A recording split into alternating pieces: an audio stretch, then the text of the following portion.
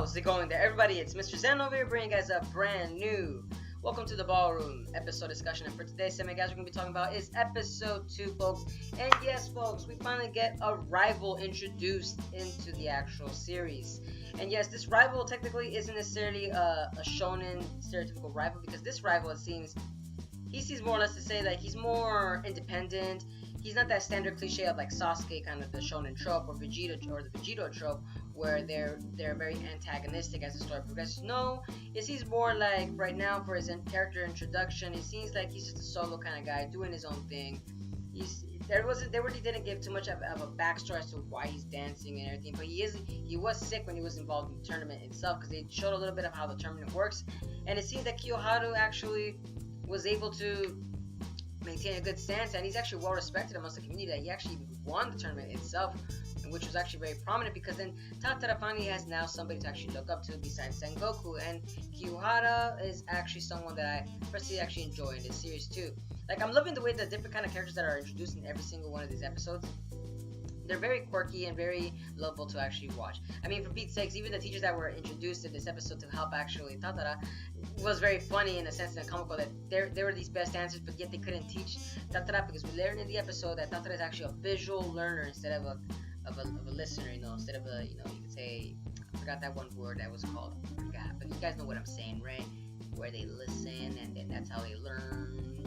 Auditory learner, there you go. He's a visual learner. But still, though, it was very interesting to see how the episode was actually going with it. I'm actually kind of wondering too as to what's gonna happen with Kiyoharu. Are they gonna go with the trope that he's actually gonna die, and then once his footsteps are dead, that they might actually introduce an arc where they have to raise money in order to save for his hospital bills? I wonder if they're gonna do that with Kiyoharu, because I mean, they said that he was a little bit sick, and he seems like he's actually sick sometimes too. It seems like he might be a germaphobic, just the way he was kind of always washing himself, or maybe it's because he was washing his sweat off. But still, very interesting for a very introduction to a character that we still have yet to see. And also too, at the same time, I was kind of wondering too if Kiyoharu is actually, a little bit on the flamboyant side, but it doesn't seem like he isn't, because he does love ladies. Yes, he does, guys.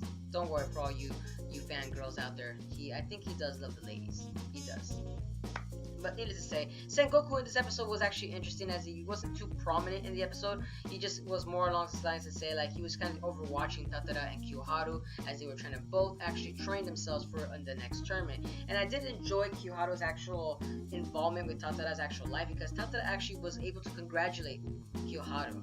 It was very interesting to see that, because you don't really see that too much in the beginning arcs of a character rival.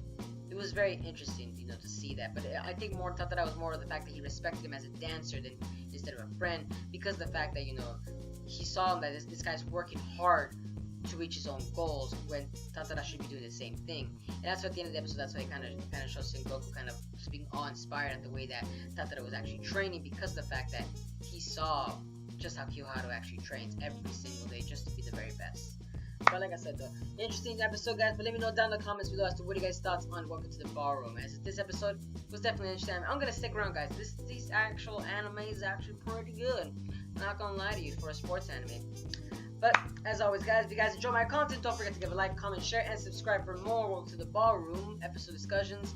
And as always, hope to see you guys again in the next video. But peace out, folks.